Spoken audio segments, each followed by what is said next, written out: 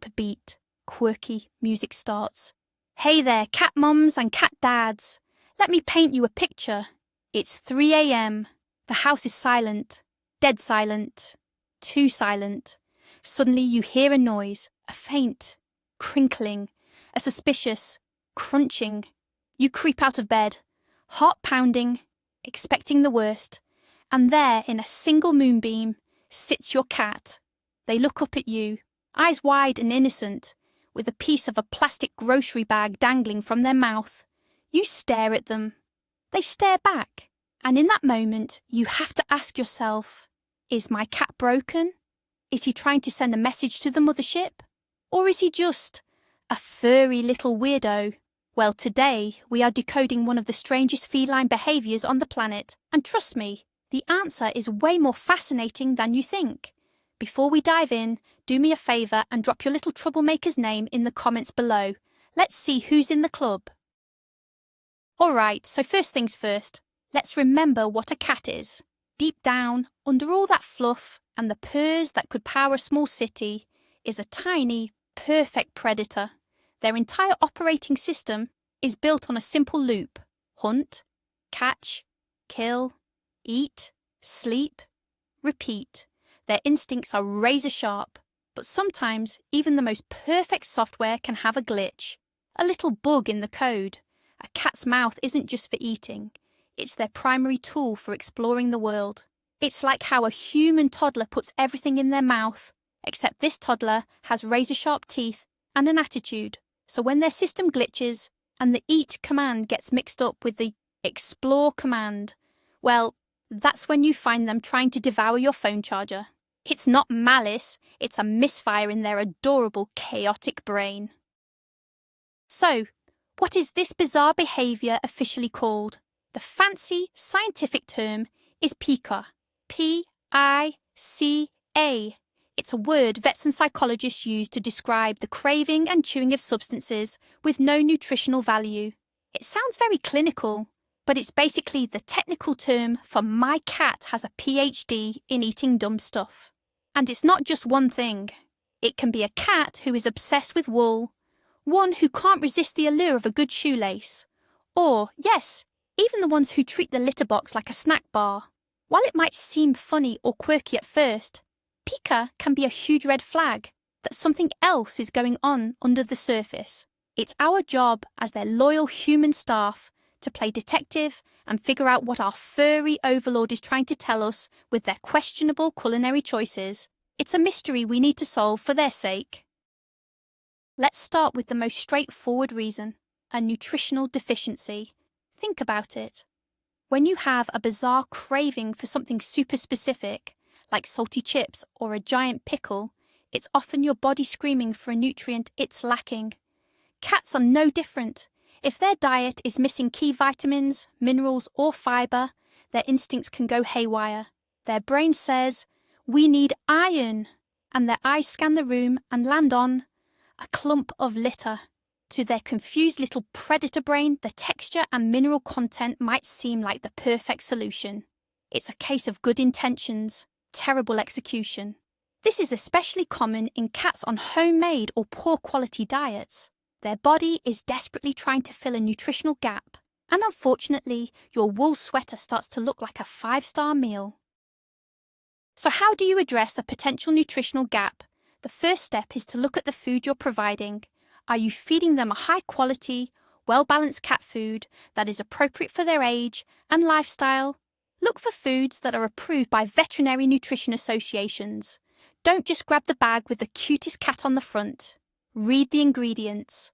The first ingredient should always be a real source of protein, like chicken or fish, not a grain or a byproduct. Sometimes the solution can be as simple as switching to a higher fibre formula or a different brand that offers a more complete nutritional profile. It's like upgrading their fuel from regular to premium. Their engine will run better, and they'll be less likely to seek out alternative non-edible fuel sources like the plastic caps from your water bottles. Okay, let's put the jokes aside for a moment, because pica can also be a sign of some serious underlying medical issues. This is where it goes from, "Ha ha, my cat is weird," to, I need to call the vet. Several diseases can manifest as pica. Conditions like anemia, hyperthyroidism, feline leukemia, or even FIV can trigger these strange cravings. Dental problems are another huge culprit.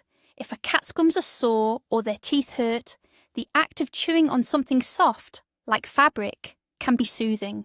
It's their way of trying to massage their own aching mouth. So if this behaviour starts suddenly, especially in an older cat, don't just write it off as a new quirk. It's a potential check engine light, and your vet is the only mechanic qualified to run the diagnostics.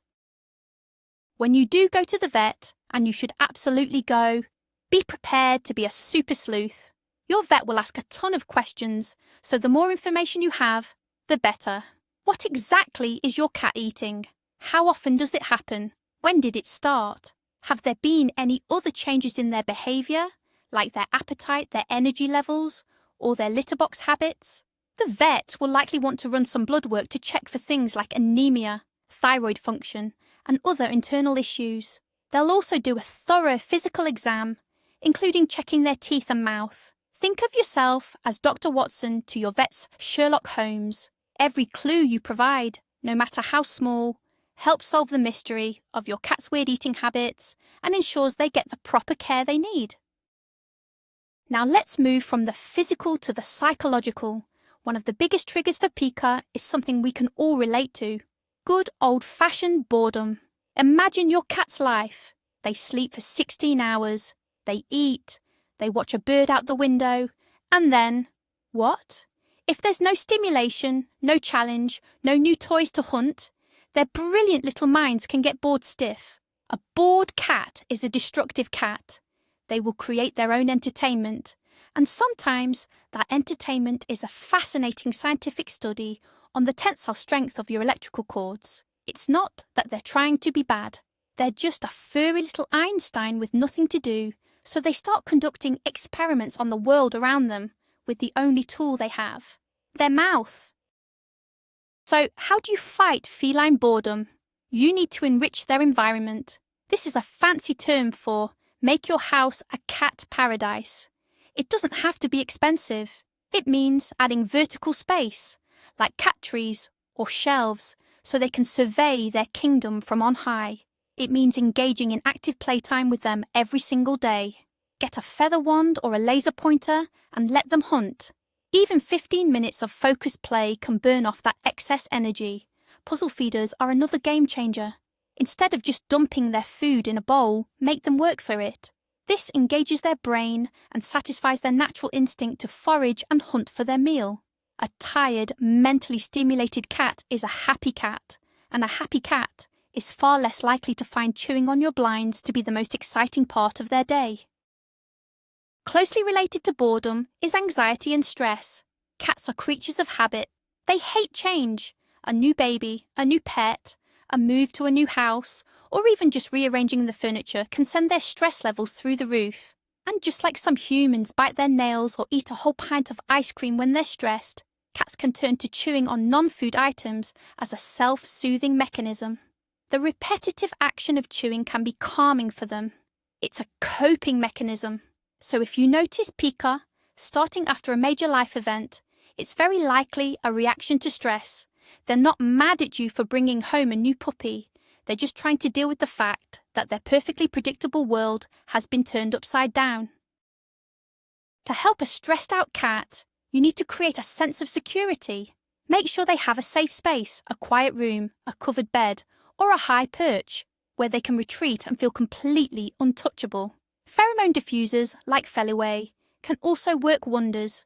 They release a synthetic version of the feline facial pheromone, which is basically a chemical signal that tells their brain, everything is okay, you are safe here. Establishing a predictable routine is also key. Feed them and play with them at the same times every day. This predictability helps them feel in control of their environment again. And of course, never punish them for their chewing. That will only add to their stress and make the problem worse. Instead, offer patience, reassurance, and a stable, loving environment. Sometimes the behaviour isn't just a reaction, it's a deep-seated compulsion. This is particularly true for certain breeds, like Siamese and Burmese cats, which are genetically predisposed to pica, especially wool sucking. This behaviour is often linked to being weaned too early.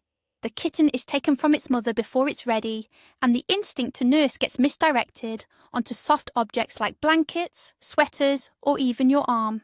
It becomes a compulsive, obsessive behaviour, kind of like a feline form of OCD. It's their security blanket, their pacifier. For them, the act of sucking and chewing on that texture provides a deep sense of comfort and security that they missed out on as a tiny kitten. It's less about hunger and more about fulfilling a primal psychological need.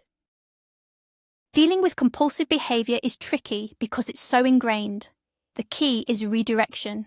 The moment you see your cat starting to chew on the forbidden object, gently interrupt them and redirect their attention to something appropriate. Offer them a kicker toy they can attack, a dental chew, or start a play session with their favourite wand toy.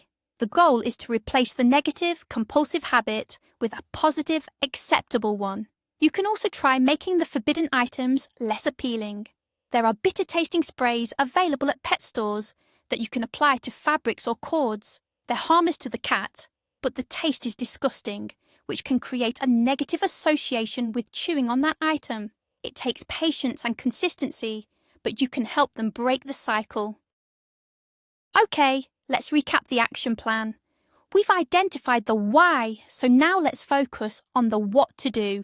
Step 1, and this is non-negotiable, is a trip to the vet. I know I've said it before, but I'm saying it again. You have to rule out any underlying medical causes before you do anything else. It's the foundation of your entire plan. Don't just assume it's behavioural. Get the blood work done. Get the dental check.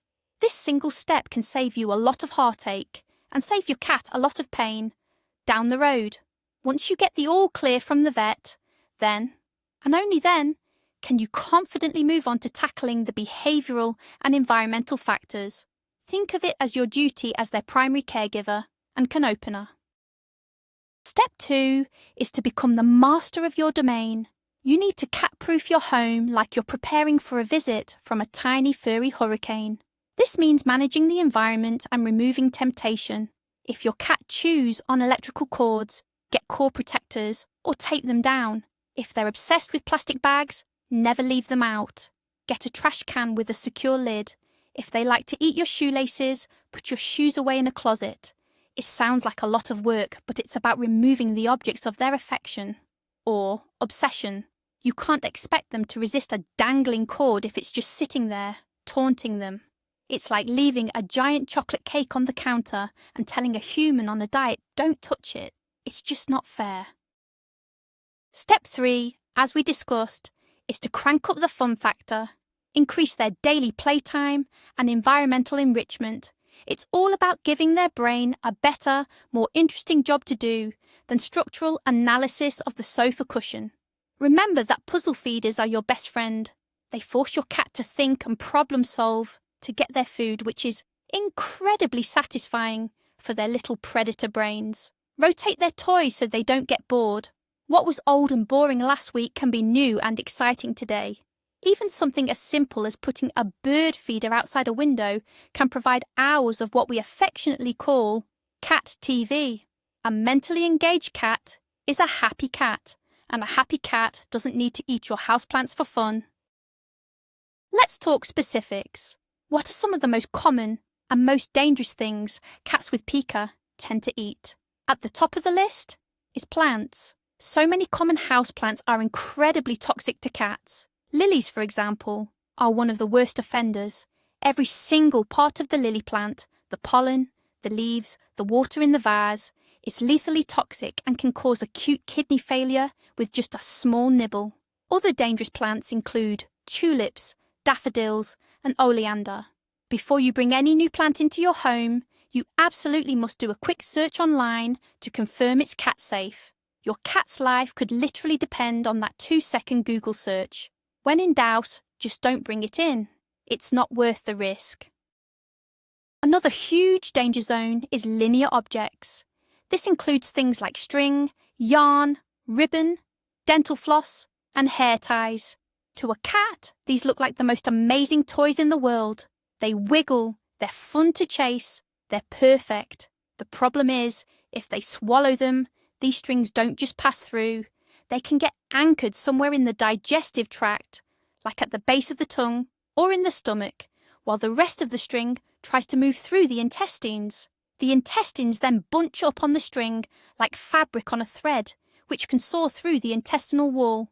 This is a life-threatening medical emergency that requires immediate and very expensive surgery, so please be incredibly careful with these items. Plastic and fabric are also incredibly common targets for Pica. Plastic bags, wrappers, and small plastic bits can seem like fun, crinkly toys.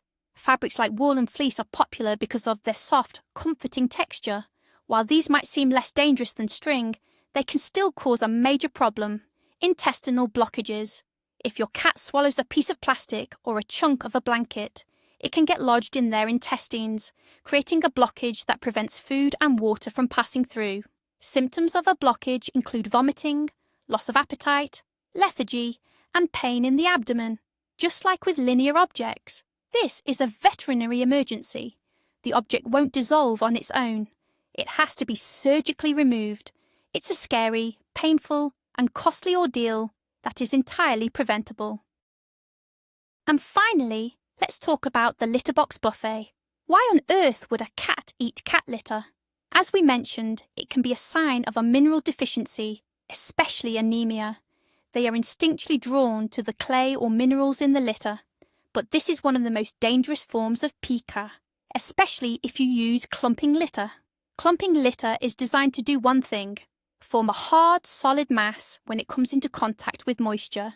Now imagine that happening inside your cat's moist digestive tract. It can form a cement-like blockage in their stomach or intestines, which is an absolute disaster. If you suspect your cat is eating litter, switch to a non-clumping, natural alternative like pine, corn, or paper pellets immediately, and get them to the vet as soon as possible. It's also important to note that sometimes a cat isn't actually eating the object, they're just aggressively chewing it. This is still a problem, but it's a different one. It might be related to dental issues where the chewing soothes their gums. It could also just be a form of play. However, even if they aren't swallowing the pieces, aggressive chewing can still be dangerous. They could break a tooth. Small pieces could still be accidentally ingested and cause a blockage. Or, in the case of electrical cords, they could get a severe electrical burn or be electrocuted. So even if you think they're just chewing and not swallowing, the behaviour still needs to be managed and redirected for their own safety. The goal is to keep them from putting anything dangerous in their mouths in the first place. Ultimately, managing pica is a long-term commitment. It's not something that usually resolves overnight. It requires you to be a vigilant detective, a patient trainer, and a dedicated provider of fun. You have to understand your cat's individual triggers. Is it stress, boredom, a medical issue? And address them with a combination of veterinary care, environmental management, and behavioural enrichment. It can be frustrating for sure. No one enjoys coming home to find their favourite sweater has new, cat-made ventilation holes. But it's crucial to remember that your cat isn't doing this to be bad or to spite you. They are communicating a need, and it's our job, as the people who love them most, to listen and to help. So there you have it, the secret world of Pica. Your cat isn't broken, and they're probably not trying to send signals to aliens by chewing on aluminum foil. Their strange eating habits are a complex signal. They're telling you that they might be bored, stressed, feeling unwell, or missing something from their diet. Now you are armed with the knowledge to be their advocate and their detective. At the end of the day, these furry little weirdos who sleep on our faces and demand food at 4 a.m. rely on us completely. And even when they're taste testing the corner of a cardboard box, we can't help but love them to absolute pieces. If you learned something new about your furry overlord today, please give this video a big thumbs up, hit that subscribe button to join our amazing cat-loving community, and share this video with another cat parent who needs to see it. And for my final question, what is the absolute weirdest thing you've ever caught your cat eating? Let us all know in the comments below. Stay curious and give your cat a pet for me. Bye.